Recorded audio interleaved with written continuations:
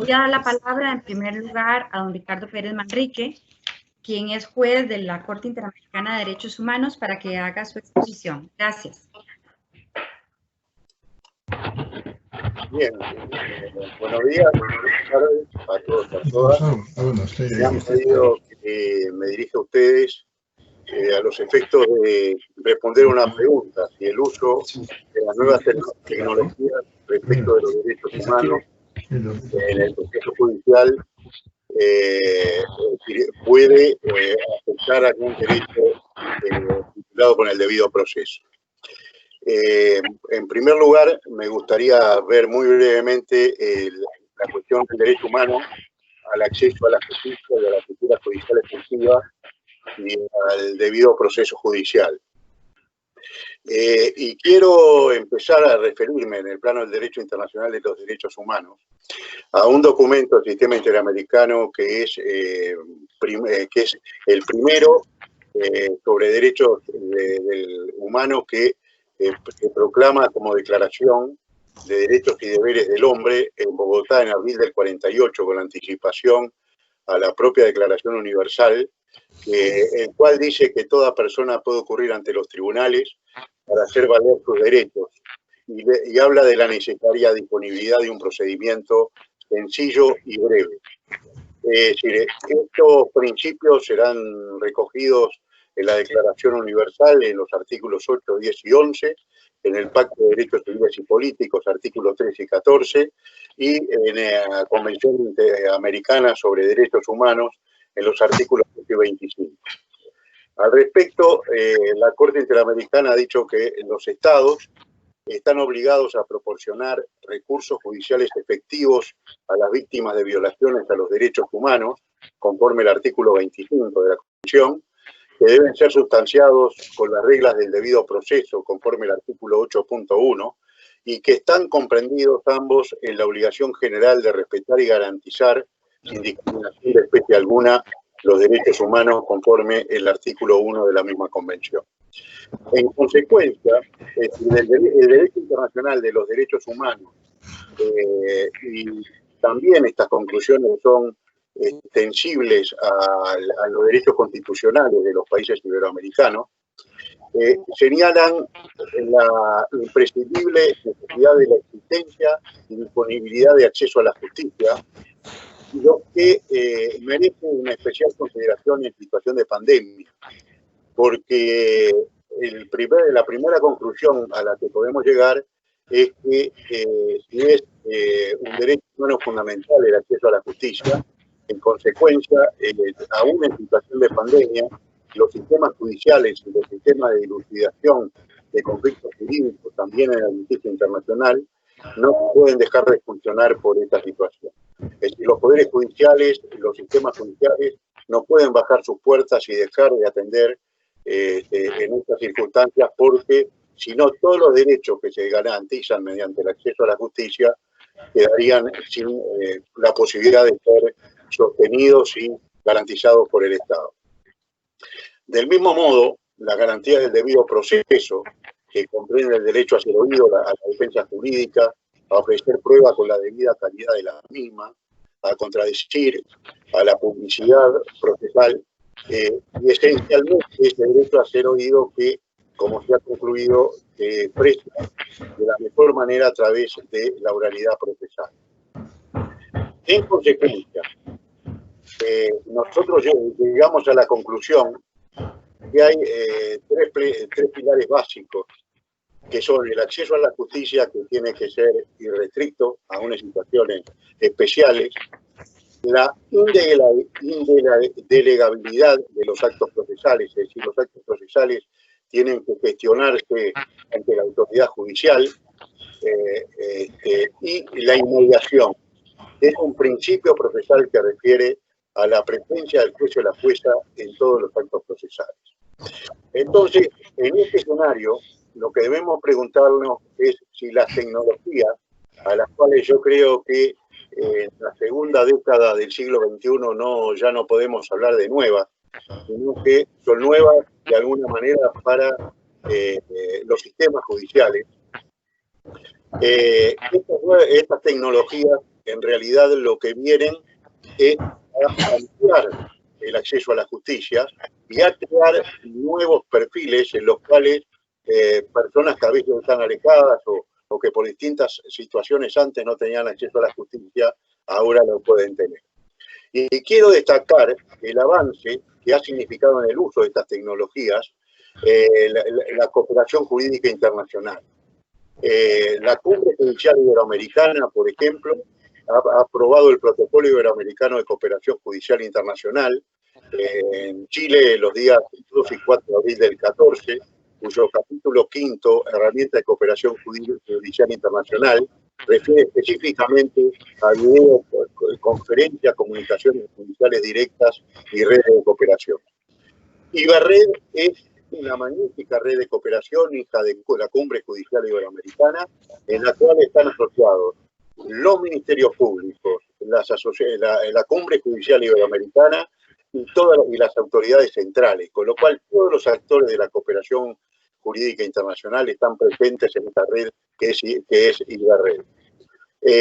Allí se han generado una serie de protocolos, pero quiero referir básicamente al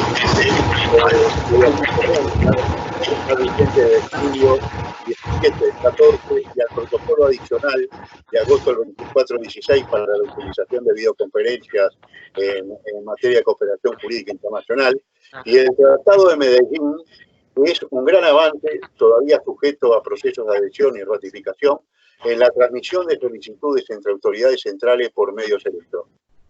Entonces, debemos plantearnos, en un mundo que está cerrado, con las fronteras cerradas, la cooperación jurídica internacional debe seguir existiendo, porque por ella tramitan una cantidad de litigios y una cantidad de actuaciones. Pensemos en todas las actuaciones penales, en extradiciones, pensemos en el cobro de alimentos, pensemos en aspectos comerciales, que no tendrían que estar hoy cerradas o clausuradas si no apeláramos a estas cuestiones, a estos avances que se han producido. Y en este sentido creo que la cooperación jurídica internacional, en la medida que ha incorporado la videoconferencia, la transmisión electrónica de datos y todo, de alguna forma es un faro que ha señalado el camino respecto de cómo manejarnos cuando estas situaciones se dan de esta manera. Entonces, quiero citar que en el Uruguay, en mi país, estando nosotros en la Suprema Corte de Justicia, se aprobó en diciembre del 2013 un reglamento de diligenciamiento aprobatorio por videoconferencia, donde justamente se hace todo un razonamiento de cómo las garantías esenciales del debido proceso son respetadas mediante la utilización de este mecanismo. En consecuencia, la compatibilización entre estas tecnologías, debido proceso, garantías de los derechos humanos y garantías constitucionales, se funda en la necesidad de seguir garantizando y respetando el derecho al acceso a la justicia en tiempos de COVID-19. Yo creo que el valor de las experiencias de la cooperación jurídica internacional, que no sería posible, como vimos en tiempos de fronteras cerrados, es fundamental. Y creo que estamos,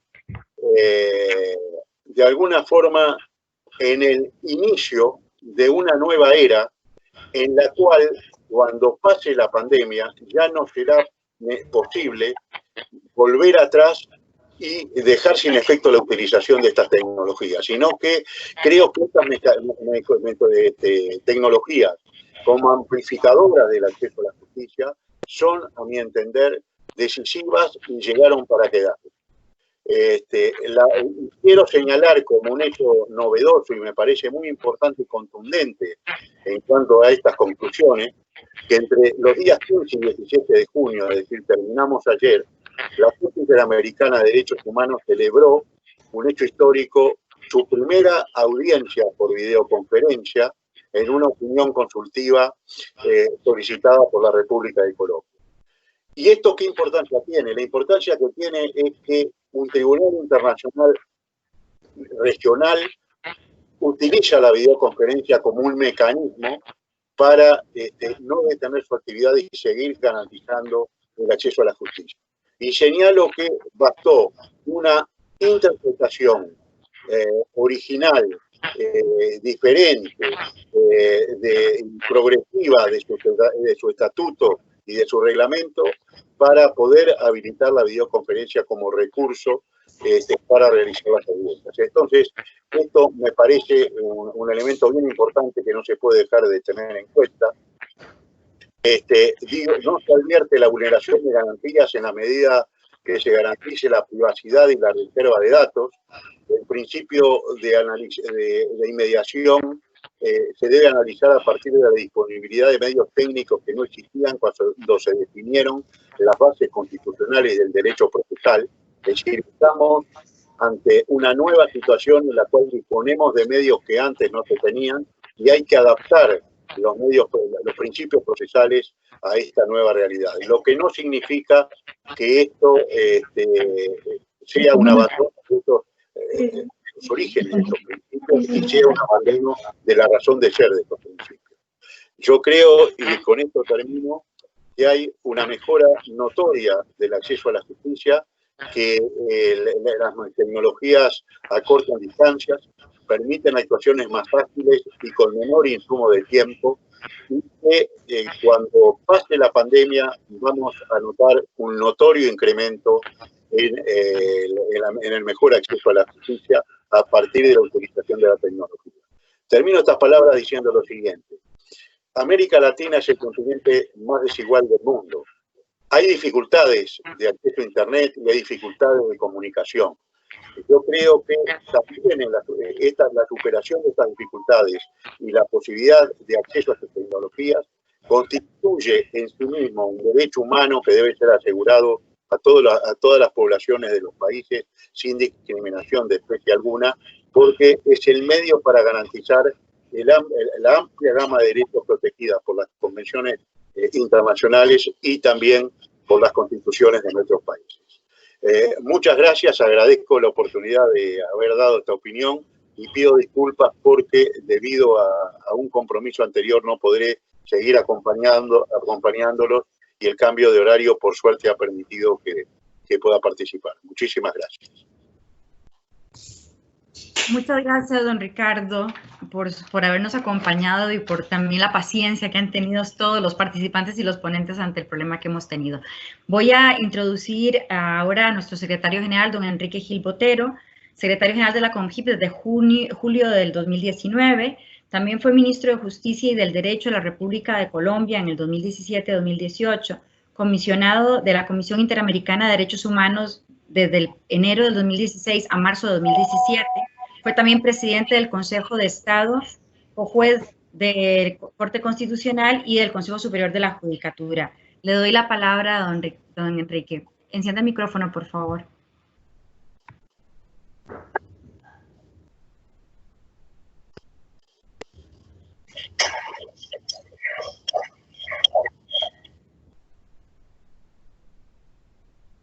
¿Ya?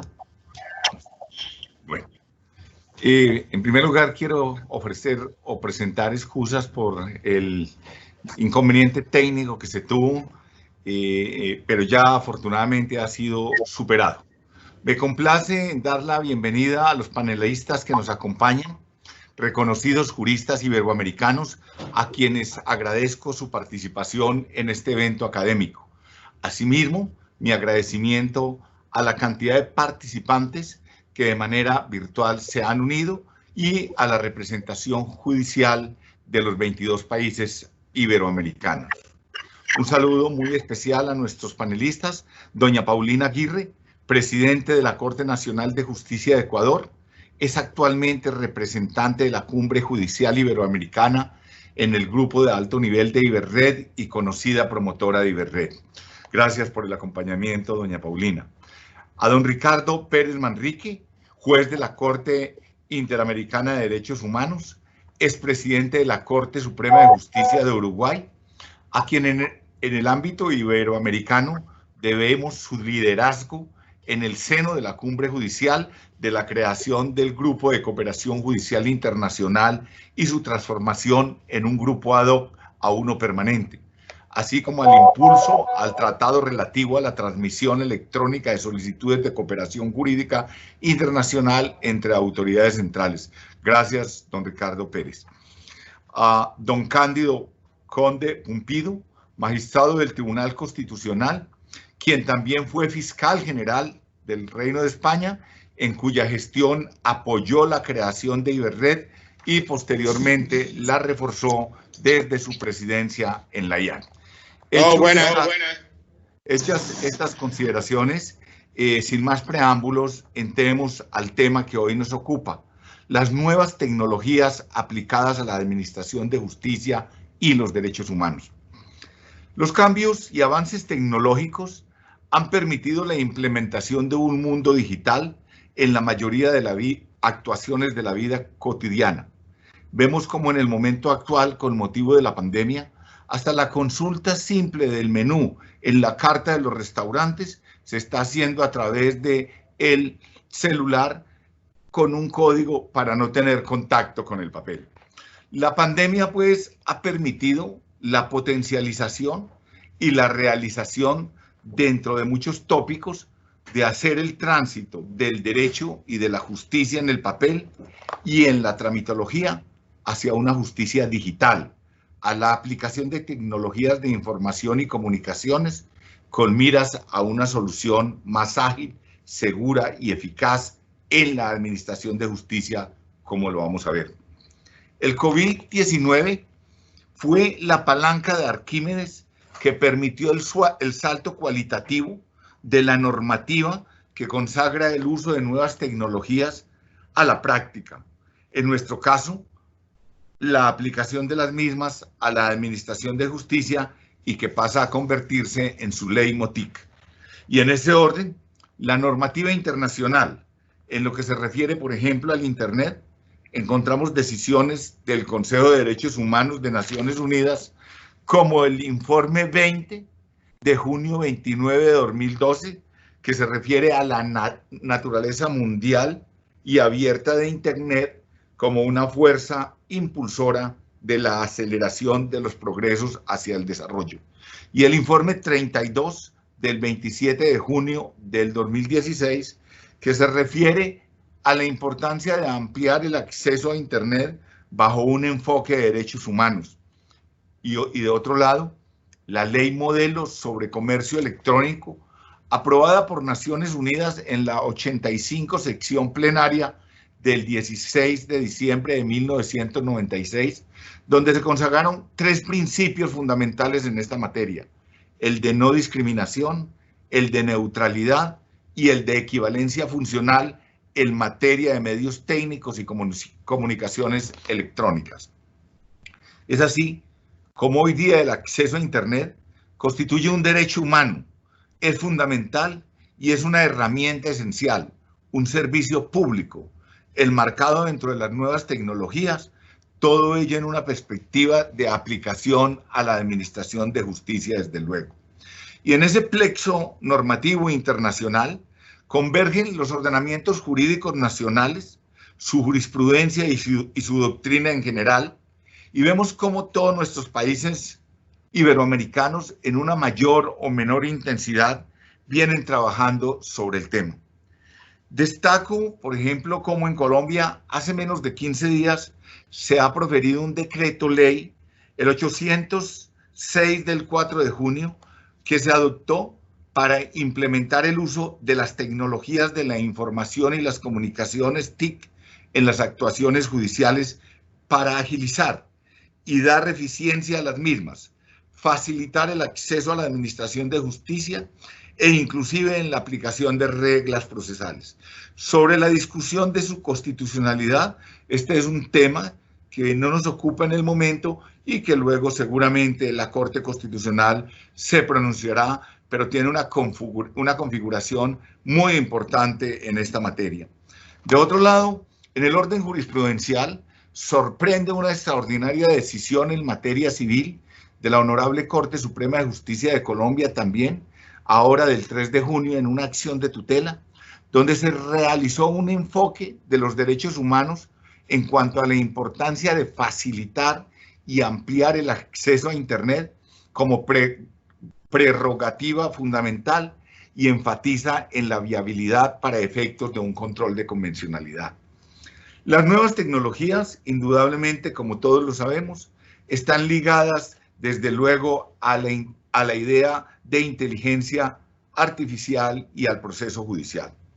Y esos usos judiciales de la inteligencia artificial permiten en tres ángulos unos avances y unos aportes sorprendentes.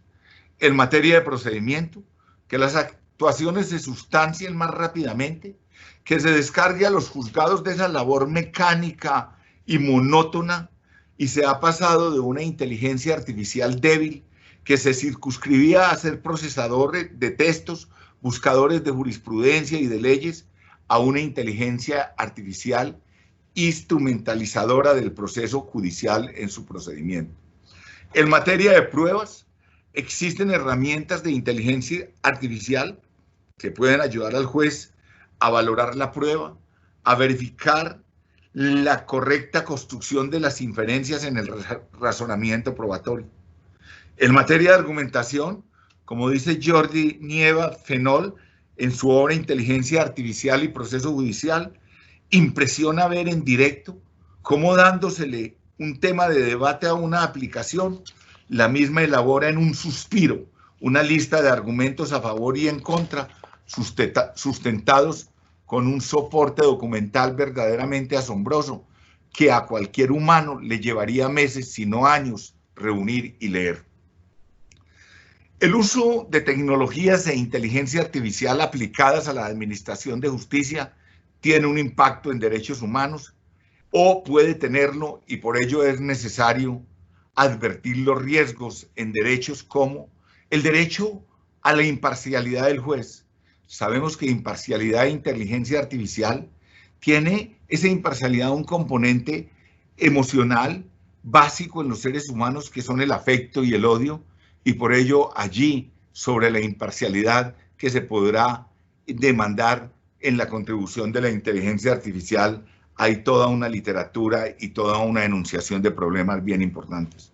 En cuanto al derecho de defensa, ¿cómo puede concebirse en ese nuevo escenario algo como la defensa frente a la inteligencia artificial que está diseñada a base de algoritmos, que esos algoritmos no están a disposición de las partes? No será posible elaborar entonces estrategias de defensa, y si ello no es posible, el derecho de defensa dejaría de existir.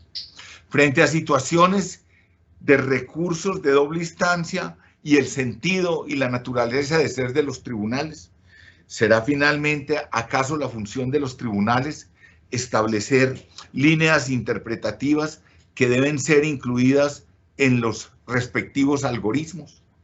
En cuanto al derecho y a la presunción de inocencia, la inteligencia artificial busca sobre todo una gran cantidad de datos para establecer patrones estadísticos, y es así como se puede vulnerar nuestra intimidad colectiva, que aprovechando datos, por ejemplo, de nuestra vida pública, se sistematicen en razón de criterios no siempre defendibles, y se estaría llegando a saber de nosotros datos que nunca revelaríamos a título individual, lo que afectaría garantías democráticas esenciales.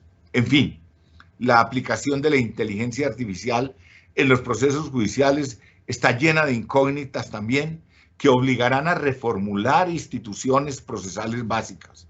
Es el gran reto a enfrentar, no solo desde el mundo jurídico, sino también desde la epistemología, la filosofía, amén de los derechos humanos, porque por muy automática que termine siendo la labor judicial, no podemos olvidar jamás los derechos humanos como un límite infranqueable. Por último, quiero mencionar algunos aportes que la CONJID ha puesto a disposición del sector justicia iberoamericano para la aplicación de las nuevas tecnologías en la administración de justicia. Con el liderazgo del Ministerio de Justicia de Portugal, desarrollamos la guía Tribunal Cero Papel, hoy expediente electrónico en la actualidad. Bajo ese mismo liderazgo se culminó el proyecto de convenio iberoamericano sobre el uso de videoconferencia en la cooperación internacional entre sistemas de justicia y su protocolo adicional. El más reciente producto es el tratado relativo a la transmisión electrónica de solicitudes de cooperación jurídica internacional entre autoridades centrales, firmado en julio del año pasado en la ciudad de Medellín, que dota de todos los efectos jurídicos la documentación enviada y recibida por la plataforma Ibera. Provee una transmisión segura por Ibera en tiempo real de las comunicaciones. Certifica el envío y la recepción de las informaciones cruzadas entre autoridades centrales, etc. Termino para dar paso a nuestra siguiente ponente, exhortando a que se tenga como un imperativo y una obligación el uso y aplicación de las nuevas tecnologías en la administración de justicia. Que la crisis generada por el COVID-19 permita el tránsito de una justicia que funciona sobre un modelo estereotipo y anacrónico hacia una justicia que se adecue a la sociedad actual y a un mundo digital que con sus ventajas, peligros y desafíos en nuestro mundo. Gracias.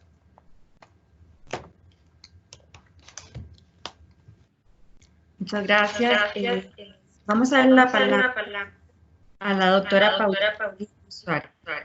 Enrique, ¿puede activar el por favor? Sí. Gracias. La doctora es de jurisprudencia, abogada y licenciada en Ciencias Sociales, Políticas y Económicas, especialista también en Derecho Administrativo y Derecho Procesal.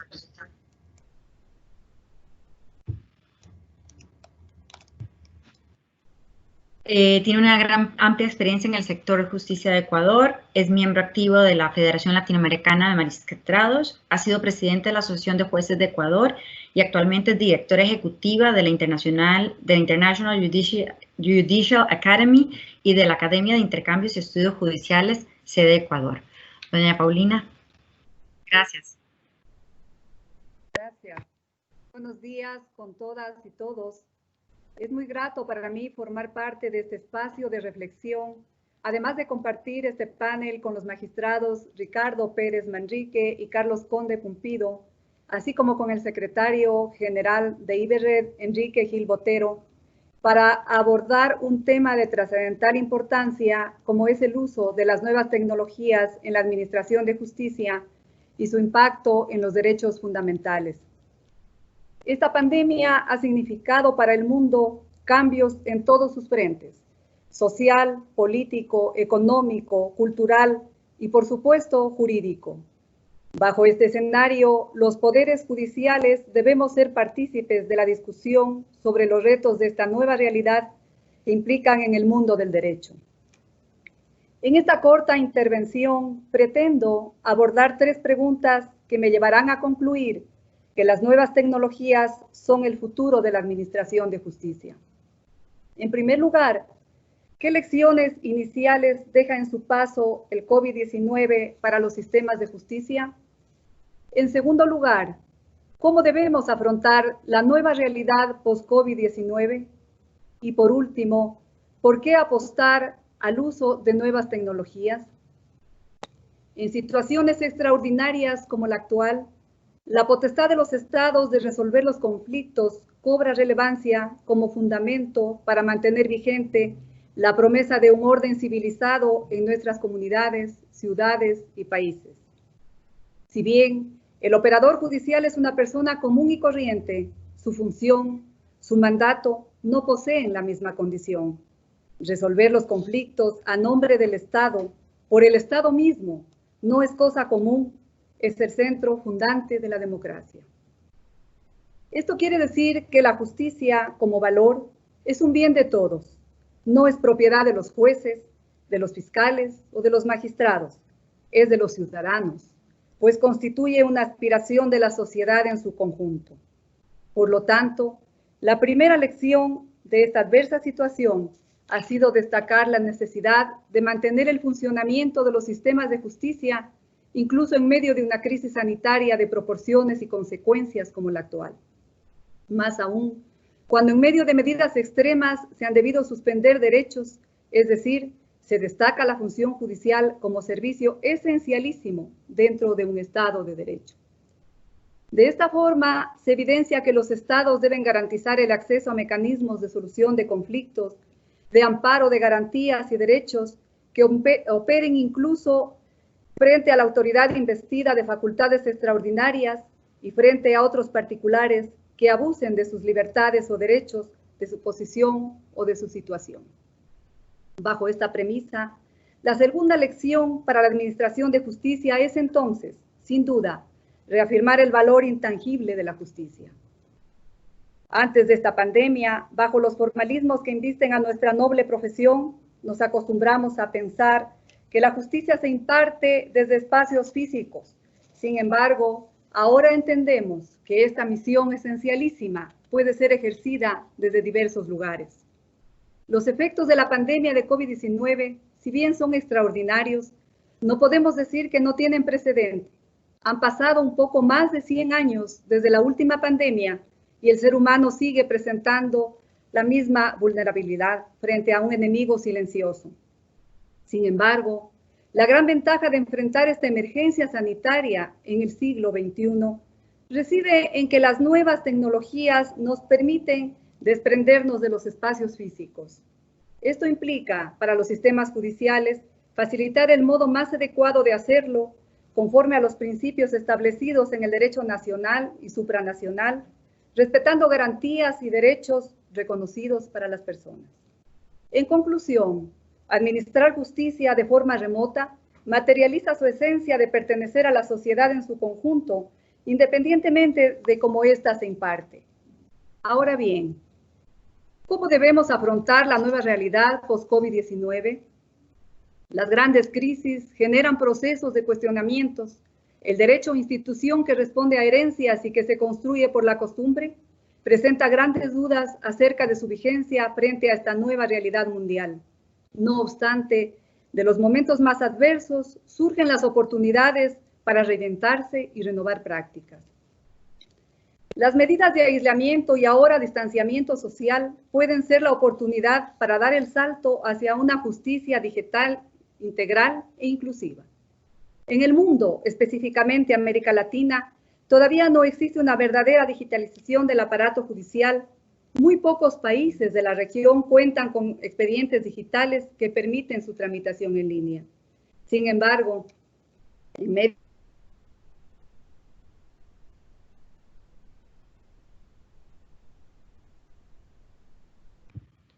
se ha cortado nuestra justicia en línea. Esto, sin duda, cambia la agenda política de los poderes judiciales, pues si antes mejorar la infraestructura de los sistemas significaba invertir en grandes complejos judiciales, hoy se requiere invertir en seguridad informática, almacenamiento y automatización de los procesos.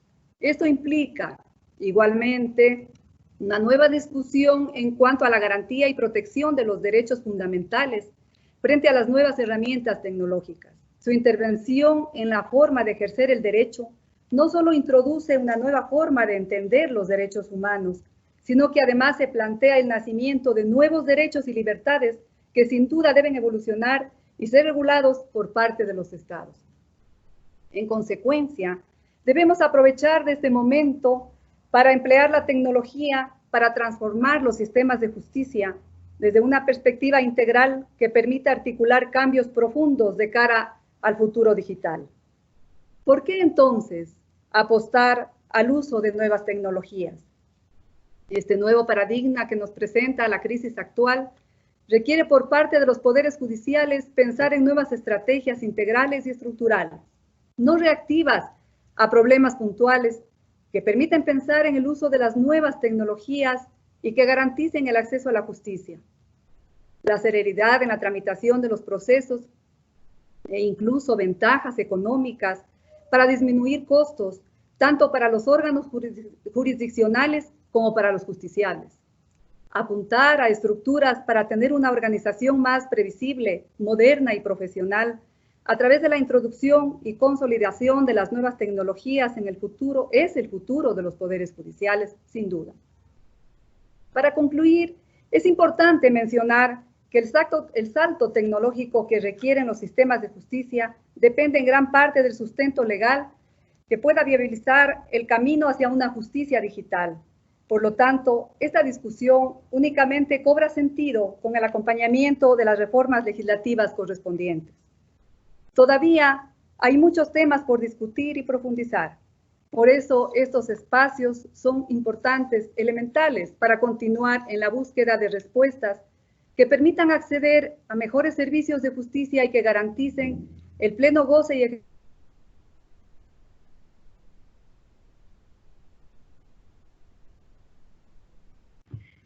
Se ha cortado, se cortó su final, doña Paulina. Gracias. Concluía agradeciendo a Iberred por esta invitación y el espacio concedido. Buenos días, muchas gracias. Gracias a usted, doctora Aguirre, por acompañarnos esta tarde. Voy a dar la palabra ahora a don Cándido Conde Pumpido Tourón, magistrado del Tribunal Constitucional de España. Es licenciado en Derecho y Ciencias Económicas y Empresariales. Ha sido fiscal general del Estado desde abril del 2004 hasta diciembre de 2011, consejero de Estado entre 2004 y 2011, director de la obra Comentarios al Código Penal en 5 tomos, elaborada por los magistrados de la Sala de lo Penal del Tribunal Supremo y publicada en el 2007, y está en posesión de la Legión de Honor de la República Francesa en grado de oficial y de la Gran Cruz de la Orden de San Raimundo de Peñafort. Muchas gracias, don Cándido, por acompañarnos esta tarde. Muchas gracias.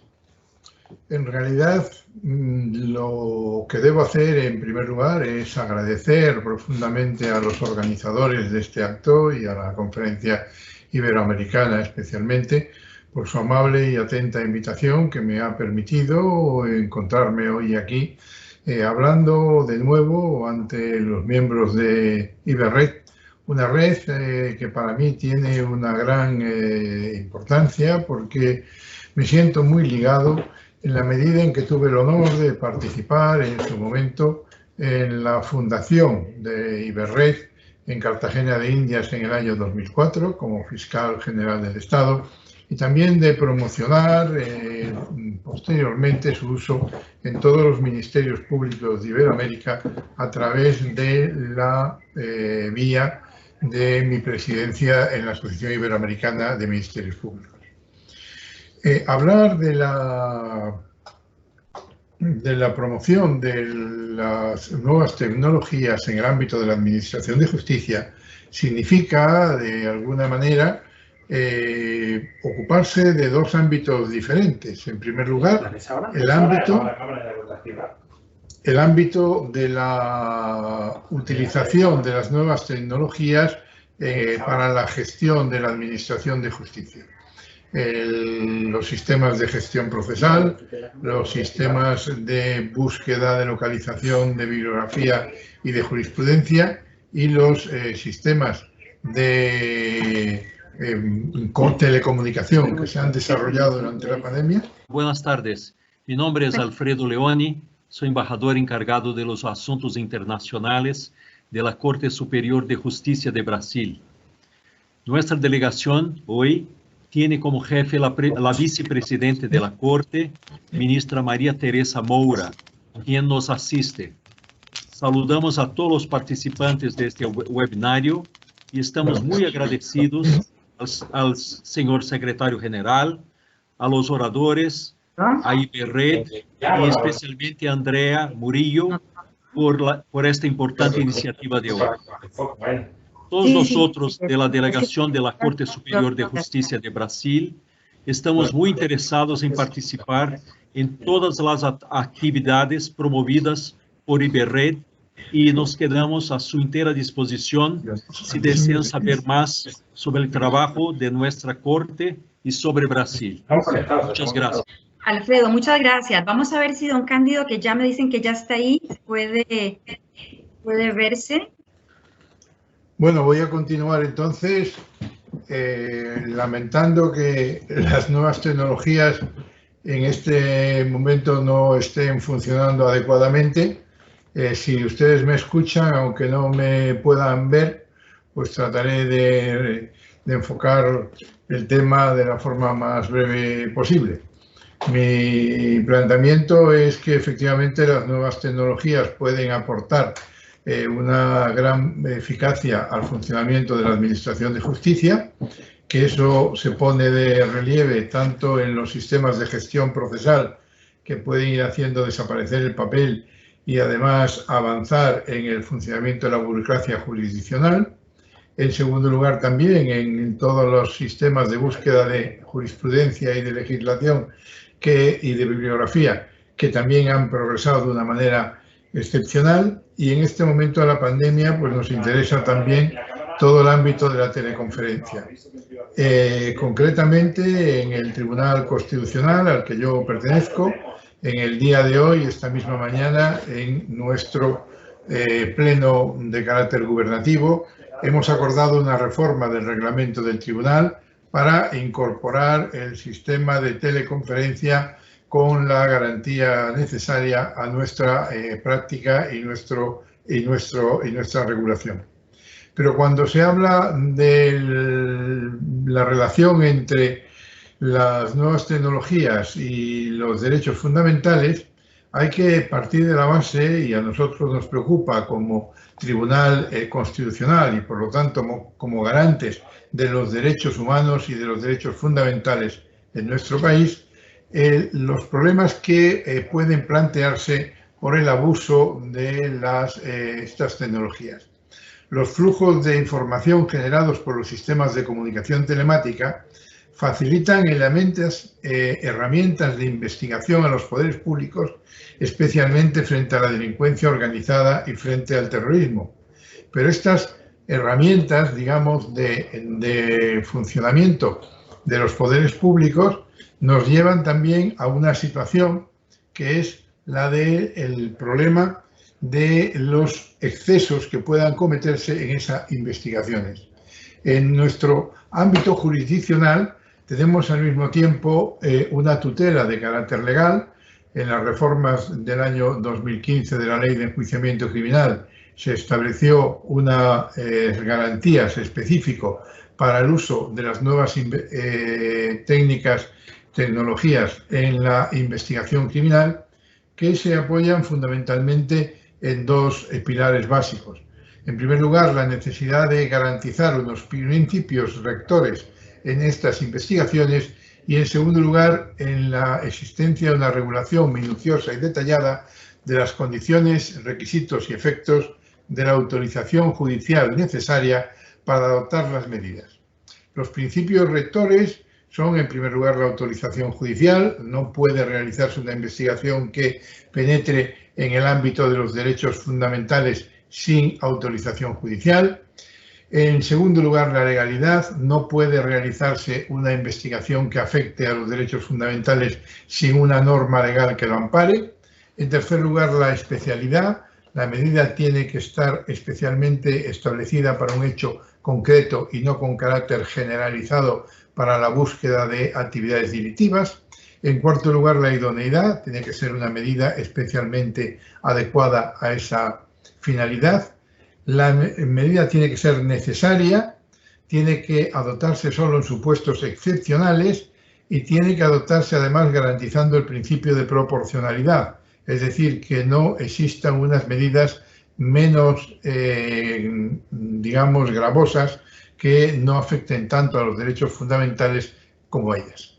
La autorización judicial, además, es la principal garantía para la protección de los derechos fundamentales en las investigaciones tecnológicas y por eso se exige una autorización expresa en cada caso en que estas medidas de investigación tecnológica con incidencia en el ámbito o injerencia en el ámbito de los derechos fundamentales se puedan aplicar.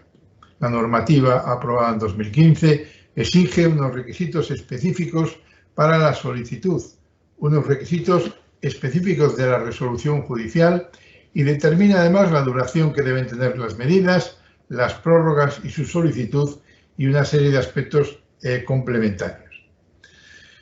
Pero no solamente desde mi perspectiva como magistrado del Tribunal Constitucional me interesa, digamos, esta regulación legal.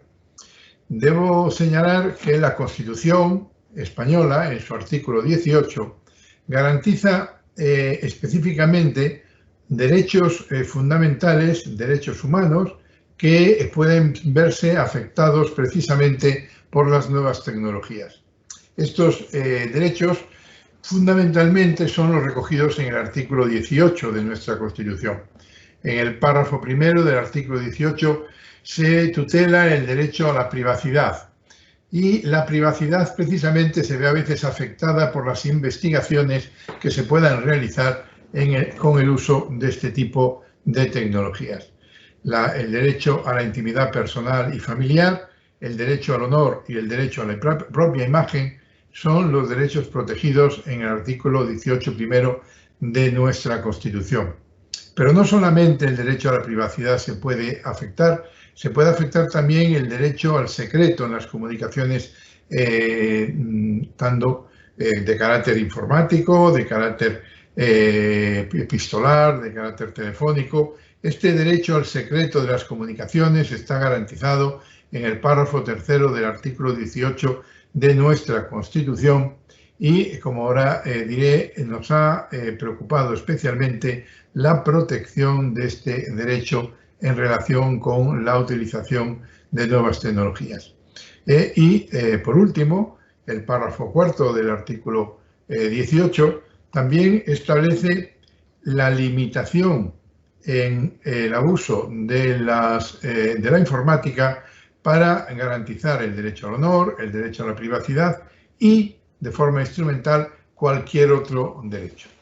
Yo, por mi vocación de carácter fundamentalmente jurisdiccional, querría, y para poder ser útil a quienes nos escuchan, querría señalar 3 resoluciones dictadas por el Tribunal en el año 2019 para que tengan una, digamos, mayor actualidad, que se refieren precisamente a la protección de los derechos fundamentales en relación con las nuevas tecnologías. La primera es la sentencia 25 del año 2019, que se refería a un supuesto de protección del derecho fundamental a la intimidad, a la propia imagen y al honor por la utilización de cámaras ocultas en las investigaciones. El Tribunal Constitucional señaló que el derecho a la intimidad se funda en la necesidad de garantizar la existencia de un ámbito propio y reservado frente a la acción y conocimiento de los demás, un ámbito necesario, según las pautas de nuestra cultura, para mantener una calidad mínima de la vida humana que puede ceder ante la prevalencia de otros derechos, como por ejemplo el derecho a la información o el derecho a la investigación de hechos delictivos, pero que siempre tiene que tener un núcleo de protección. Esta sentencia, para nosotros bastante importante, aunque se refiere al ámbito del derecho a la información, también es aplicable a los supuestos de utilización, captación y grabación de comunicaciones orales mediante la utilización de dispositivos electrónicos. Esa utilización de dispositivos que nos permite captar la imagen, captar la voz de personas sin autorización judicial y en supuestos en los que se encuentran o se consideran a sí mismos amparados por el derecho a la intimidad, es el objeto de esta resolución. Una segunda resolución a la que quería referirme es la sentencia 76 del año 2019, de 22 de mayo, dictada en un recurso del Defensor del Pueblo sobre el tratamiento de datos con fines electorales. El artículo 18.4 de nuestra Constitución, como decía, consagra un derecho fundamental autónomo a controlar el flujo de informaciones que conciernen a cada persona y un derecho instrumental ordenado a la protección de otros derechos fundamentales. ¿Qué es lo que sucedía en este supuesto? Pues que se había acordado políticamente la posibilidad de utilizar los datos a través de bases de datos de, digamos, posicionamientos ideológicos de todos los ciudadanos con finalidades electorales.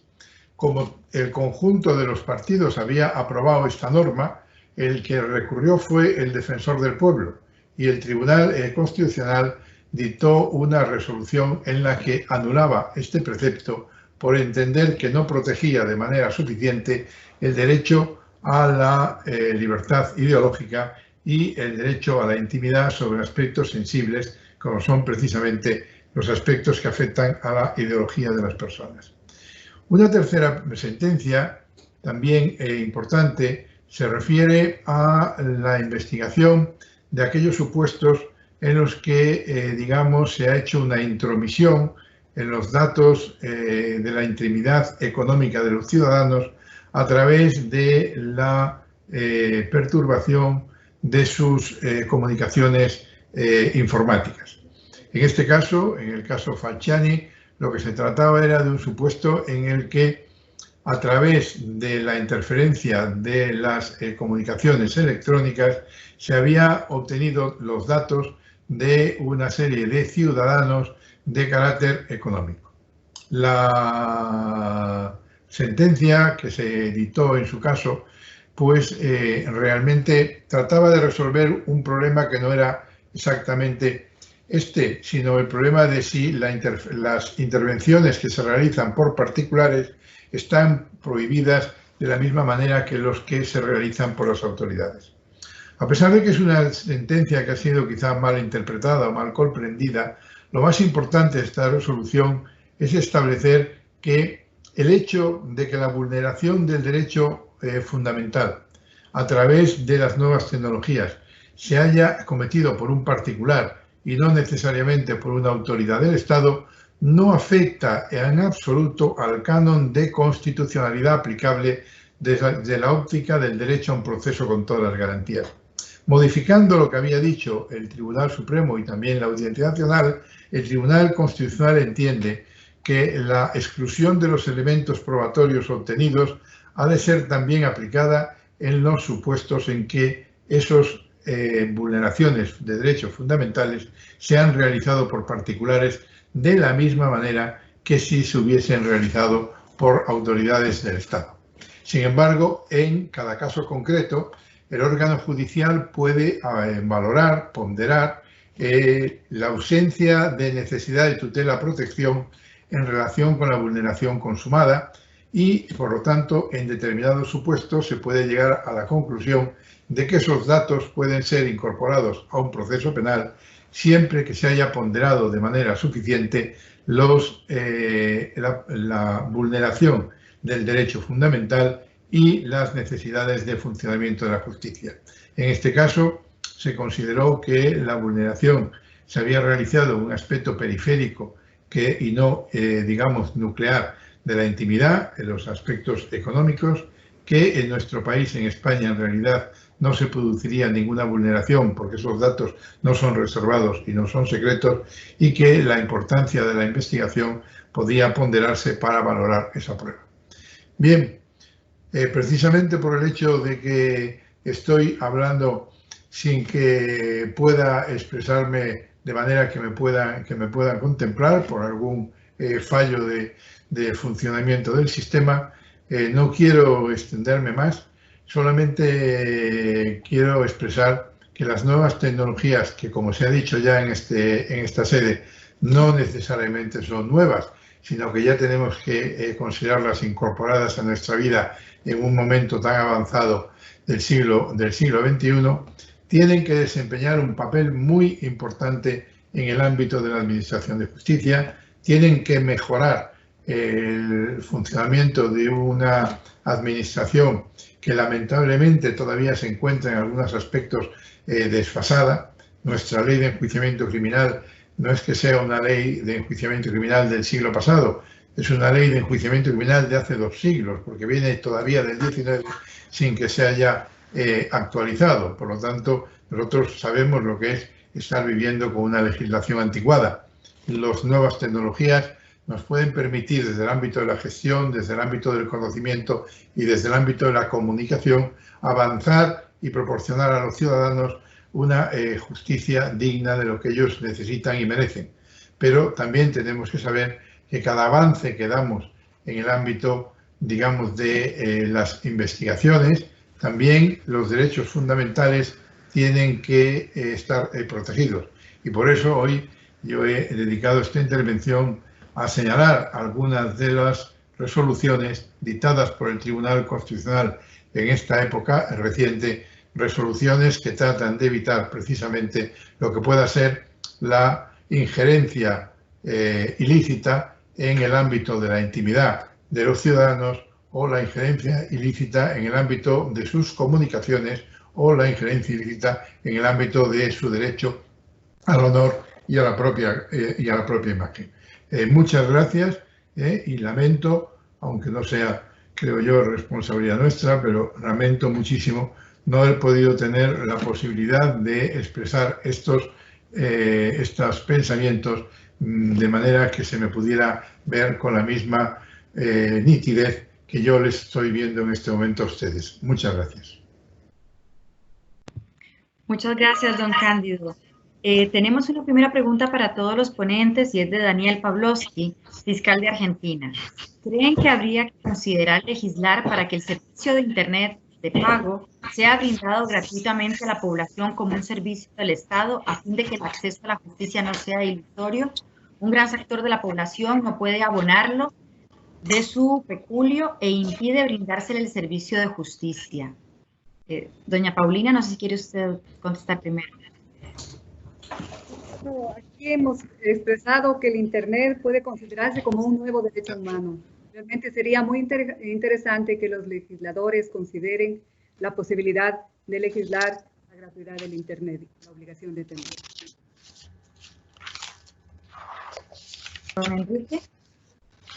Sí, muy importante me parece la pregunta y yo creo que frente a la naturaleza misma que se está consagrando en la ley modelo sobre comercio electrónico que fue aprobada por Naciones Unidas en la 85 sesión plenaria del 16 de diciembre del 96, donde se señaló precisamente esos principios fundamentales, vemos cómo la naturaleza del Internet ya realmente hoy constituye un derecho humano, es fundamental y es una herramienta esencial, es marcada dentro de las nuevas tecnologías y consecuencialmente el Estado o los estados deben generar las condiciones propicias y necesarias a efectos de democratizar y llevar a todos los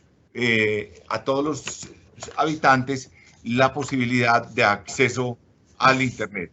El acceso al Internet constituye un derecho en ese entendimiento y consecuencialmente debe ser una obligación de los estados, quienes deberían o deben generar también no solamente políticas públicas, sino todos los medios legislativos, económicos y de pedagogía para efectos de la incorporación de los ciudadanos a el uso del Internet en los términos que lo reconocen ya los ordenamientos supranacionales. Magistrado Conde Pumpido, ya podemos verlo. Muchas gracias. No sé si tiene algo que decir con respecto a esta pregunta. No, prefiero esperar a las siguientes ya. Gracias. Tenemos aquí la pregunta de Bernabel Fabián Morissette, de República Dominicana. Una de las cuestiones recurrentes de los abogados y otros usuarios es cómo lidiar en la gestión de la administración de justicia en lo virtual. Con los principios de inmediatez, efectiva contradicción y derecho de defensa, dadas las deficientes conexiones a la Internet y las dificultades de la brecha digital que afecta a nuestras sociedades, algo común a toda Latinoamérica, ¿cuáles serían las alternativas? Doña Paulina.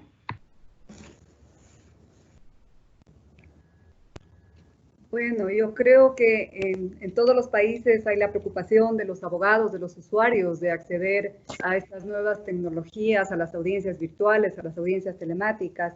Aquí en el país también fue un problema al principio, pero se van adaptando, los abogados están adquiriendo las firmas electrónicas, vamos pasando a audiencias telemáticas, se ha elaborado un protocolo para que se lleven a cabo las audiencias telemáticas, se están pasando en la Corte Nacional de Justicia, se están agendando alrededor de 30 audiencias semanales. A nivel nacional también se están agendando audiencias y claro, se deja a decisión de los juzgadores decidir si la audiencia es telemática o es presencial. Y cuando las partes no pueden conectarse, los abogados no pueden conectarse telemáticamente, la Corte la función judicial les ofrece la ayuda tecnológica para hacerlo. Don Enrique. Sí, yo creo que es un proceso gradual de implementación que requiere, desde luego, tiempo, que requiere mecanismos y medidas cada vez más progresivas y que en los términos y en las condiciones de cada país, pues se va implementando un universo y un mundo digital que cada vez sea más óptimo, que cada vez sea mejor y que permita, dentro de la aplicación de esas tecnologías a la actuación judicial, una implementación eficaz, real y comprensiva. Obvio que esto se logra con el tiempo, que requiere un proceso gradual de implementación de acuerdo a los recursos y de acuerdo a las realidades de cada país, pero lo deseable, lo que se quisiera es que pudiésemos pasar rápidamente a ese estado de tener una implementación y una digitalización total, pero desde luego en las medidas y en las condiciones de cada país y de cada economía. Don Cándido. Podría añadir que lo fundamental, a mi entender, es la cooperación y la coordinación entre todos los, digamos, sujetos, todos los intervinientes en el proceso, porque hay que considerar al abogado siempre como un colaborador de la justicia que participa con todos los demás usuarios, con todos los demás agentes en el mismo proceso. La coordinación entre los colegios de abogados, los consejos generales del Poder Judicial, los tribunales o cortes supremas y al mismo tiempo los ministerios de justicia no es sencilla porque hay muchas administraciones diferentes trabajando sobre el mismo terreno. Pero solamente sobre esa base de la coordinación y del respeto es como puede realmente avanzarse. Es decir, los magistrados tienen que ser conscientes de las dificultades que en ocasiones se generan para la abogacía, para la práctica de determinadas diligencias, y tienen que ser también generosos a la hora de acceder a las peticiones que los letrados les realizan. Y a su vez los colegios de abogados tienen que procurar coordinarse con la Administración de Justicia para que los sistemas utilizados sean siempre compatibles. A veces nos encontramos con problemas de compatibilidad, a veces nos encontramos con dificultades precisamente porque no vamos todos a la misma velocidad, al mismo rango. En el Tribunal Constitucional tenemos un sistema informático precisamente para lograr que los miles de recursos que a nosotros llegan no tengan que venir en papel, sino que vienen todos directamente a través de un sistema electrónico. Y ese proceso electrónico les permite a los procuradores la facilidad evidente de no tener que desplazarse y no tener que, digamos, traer en papel los asuntos. Si sabemos o si nos damos cuenta, y en España nos hemos dado cuenta en este momento de la pandemia, la cantidad de tiempo que se ahorra al evitar desplazamientos innecesarios a través del teletrabajo o a través de la transmisión de la documentación, pues podríamos encontrarnos con que, digamos, alguien dice que en las crisis unos lloran y otros venden pañuelos. Es decir, que unos se lamentan de la crisis y otros encuentran la fórmula de avanzar o de encontrar una prosperidad a través de esa crisis. Pues bien, tenemos que vender pañuelos, tenemos que darnos cuenta de que esto nos ha permitido apreciar que hay muchas cosas que se pueden realizar sin necesidad de desplazarse. Y lo ideal sería que los abogados, los procuradores y los funcionarios pudieran realizar su trabajo a través del teletrabajo y pudiéramos realizar a través de la teleconferencia y que evitásemos, sobre todo en ciudades, digamos, atosigadas por el tráfico como es Madrid, las horas que en este momento se pierden simplemente en desplazamientos innecesarios para acudir a una citación judicial que podía realizarse perfectamente de forma telemática y que además después quizás acabe siendo suspendida. la coordinación, la cooperación y la generosidad es lo que nos puede ayudar a que la justicia avance utilizando estas técnicas. Gracias. Y aquí tenemos una última pregunta. Dice, ¿creen ustedes, es del doctor Jorge Olazo, del Poder Judicial de Costa Rica, dice, ¿creen ustedes que sea necesario que las partes litigantes tengan que cumplir un contenido ético distinto en el desarrollo de las audiencias virtuales? Pregunto esto porque si el desarrollo de la audiencia se practica la prueba en la oficina de los litigantes, se podría cuestionar su papel al incidir en la recepción de la prueba testimonial. Doña Paulina. Micrófono, doña Paulina. Gracias. Sí, ya está prendido el micrófono. Muchas gracias. Aquí solamente puedo decir que sí, aquí viene la ética de los justiciables, también de los abogados, y que solamente hay que apelar al principio de buena fe y lealtad procesal. Sí, evidentemente la ética y las virtudes éticas nos tienen que acompañar, siempre. No podemos pensar que en un avance como el que ahora hacemos no tengamos nuevas obligaciones morales y nuevas obligaciones éticas y nueva necesidad de nuevos comportamientos de lealtad. La lealtad entre las partes es absolutamente necesaria y la lealtad y el respeto a la administración de justicia, a los jueces y tribunales es absolutamente necesario. Según avanzamos, como antes señalaba, en las tecnologías, hay derechos fundamentales que hay que proteger. Y según avanzamos en las tecnologías, hay también nuevas normas morales que seguir. Y yo creo que, evidentemente, todo nos va a obligar a un repaso de nuestra ética.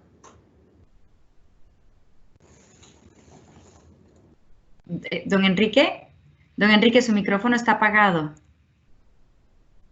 Gracias.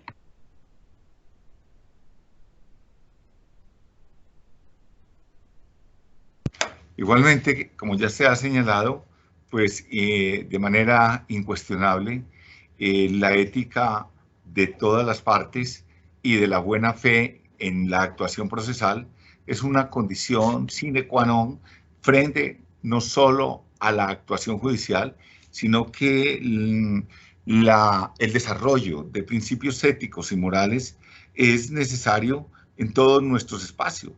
Por eso señalamos que hoy día realmente no tenemos una crisis de conocimiento, ni tenemos una crisis de erudición. Lo que tenemos es una crisis de valores y de ética. Y por ello tenemos que relanzar y reconstruir los principios básicos, inclusive dentro de ese postulado imperativo kantiano de que tu deseo sea que tu acción se convierta en una ley universal. Debemos obrar conforme a unos postulados éticos. Como lo señala Adela Cortina, en ¿para qué sirve la ética? Es precisamente para darle sentido a nuestra existencia y a nuestra vida. El hecho de que sea dentro de la actuación judicial o dentro de un proceso, simplemente es una parte o una faceta de lo que tiene el nuevo compromiso ético mundial al que nos vemos abocados en la actualidad. Y como lo dice don Cándido Conde, necesariamente tenemos que desarrollar unas lealtades procesales y frente al advenimiento de la tecnología tenemos que generar también unos comportamientos que sean sincrónicos desde el punto moral y desde el punto axiológico con esa nueva tecnología, con nosotros mismos, con la sociedad, con las partes, con el proceso y, en fin, con el universo judicial. Tenemos una pregunta, de hecho que era la última, pero esta está dirigida a don Cándido, entonces como es solo a él, voy a leerla. Es de parte de la magistrada Paula Pot de la Corte de Apelación de Portugal. Dice, en el ámbito de la protección de datos personales de personas naturales, su colección y su propósito en los procesos judiciales son la actividad judicial, pero su tratamiento informático es llevado a cabo por las autoridades administrativas que dependen del Ministerio de Justicia. Mi pregunta es, ¿el control de la actividad del procesamiento informático por parte de las autoridades administrativas debe ser responsabilidad del Poder Judicial? Bueno, evidentemente en los procesos judiciales se generan una enorme cantidad de datos que en la medida que las sentencias son públicas, pues esos datos pueden ser conocidos, pero también es verdad que esos datos pueden, si se tratan de manera informática, nos podemos encontrar con problemas de protección de datos en la medida en la que nos podemos encontrar hoy en día que las posibilidades informáticas pueden llegar hasta un punto en que se llegue a saber a través de la informática de uno mismo más de lo que uno mismo sabe. Es decir, que eso, por lo menos en nuestro ordenamiento, está protegido en el artículo 18 de la Constitución. Yo comparto su preocupación. A mi entender, el tratamiento de las resoluciones judiciales sobre la base de datos debe de ser algo que realicen los propios poderes judiciales. En el Tribunal Constitucional nosotros tenemos nuestro propio sistema informático y nuestra base de datos. Todas las sentencias pueden ser localizadas a través de Internet y a través de nuestra página web, pero somos nosotros los que hacemos el tratamiento de datos de toda nuestra información, no es el Poder Ejecutivo. Y en el ámbito de la jurisdicción ordinaria española, también el tratamiento de la jurisprudencia le corresponde al Consejo General del Poder Judicial, no al Poder Ejecutivo. Por lo tanto, el Consejo General del Poder Judicial es el que dispone de las bases de datos de las sentencias y las pone a disposición de los ciudadanos. Evidentemente, desde mi punto de vista, se gana mucho en el sistema de protección de datos si el tratamiento de los que se proporcionan a través de las resoluciones judiciales es exclusivamente del Poder Judicial. Y no debemos olvidar también el derecho al olvido. Nosotros hemos dictado también alguna resolución en ese sentido, porque a veces nos encontramos con que hechos que realmente han ocurrido hace mucho tiempo pueden estar pesando sobre la vida de una persona por el hecho de que se encuentren ahí en la base de datos, aunque a lo mejor tengan varias décadas o varios lustros y sin embargo sigan afectando a una persona que ya ha cambiado. Dictamos una sentencia nosotros sobre el derecho al olvido precisamente por una doctora que, habiendo alcanzado un nivel de calidad y de respeto absoluto, sin embargo, cada vez que se buscaba su nombre como médico en Internet, aparecía una detención que había tenido cuando tenía 18 años. Y hoy obligamos indudablemente a que eso desapareciera de la base de datos, precisamente porque cuando uno buscaba una médica especializada en algo muy importante y muy relevante de una gran categoría y lo buscaba en Internet, aparecía un pequeño pecado de juventud y ese pecado no desaparecía. Eso nosotros establecimos en el Tribunal Constitucional que vulneraba su derecho a la intimidad y su derecho a la propia imagen y establecimos la necesidad de que desapareciera de las bases de datos. Es importantísimo la protección de datos personales. No que puedo decir nada más que eso. Muy bien. Bueno, tenemos más preguntas, pero creo que ya nos hemos pasado un poco el tiempo que teníamos calculado, así que le doy la palabra a don Enrique Gil Botero para que haga la clausura. Gracias. Bueno, en primer lugar quiero agradecer de una manera muy especial a doña Paulina Aguirre, a don Ricardo Pérez Manrique, a don Cándido Conde Pumpido, e igualmente agradezco a todas las participantes que se han unido y asimismo a todas las representaciones judiciales de manera especial de estos 22 países iberoamericanos que nos han estado acompañando virtualmente. Quiero destacar la importancia y el nivel tan alto de los panelistas de doña Paulina, de don Ricardo, de don Cándido, en el sentido de que se ha abordado una temática que es de palpitante actualidad, que de una u otra manera nos estamos viendo inmersos y que realmente frente a una situación difícil o desfavorable como fue la irrupción en el mundo del COVID-19, permitió que en muchos de nuestros estados iberoamericanos y en muchos países del mundo se tuviese que pasar en virtud de la fuerza de las circunstancias a la práctica, a la realización y utilización de la inteligencia artificial, de la tecnología y de manera específica, en nuestro caso, a la utilización de las nuevas tecnologías aplicadas a la administración de justicia. ¿Y por qué fue importante? Porque desde el punto de vista normativo, todos en una u otra medida, nuestros países tienen desde el punto de vista interno normas que se avienen o que consagran el uso de la tecnología, que refieren los avances y la importancia del Internet, pero que realmente yacían allí como unos verdaderos gigantes dormidos. Pues el COVID-19 despertó el gigante de la tecnología en cuanto a la necesidad de su aplicación.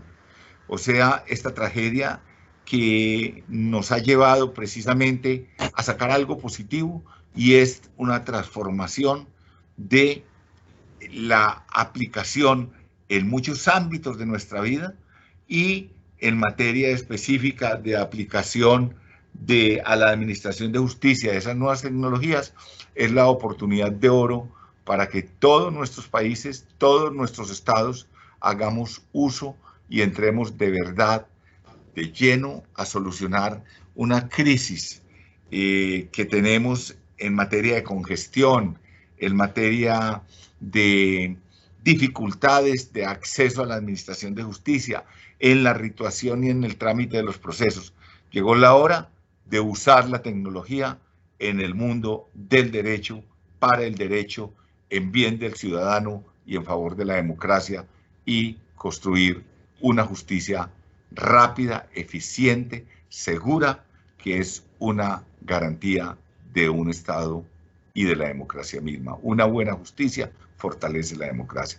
Les agradezco de nuevo a todos. Espero, don Cándido y doña Paulina, que podamos seguir en estos importantes eventos. Ha sido un gran placer poder escucharlos y poder compartir con ustedes todas sus conocimientos, sus apreciaciones y los mensajes tan positivos que han mandado a la comunidad iberoamericana. Una feliz tarde acá en Europa y una feliz mañana en América. Muchas gracias. Muchas gracias. Muchas gracias.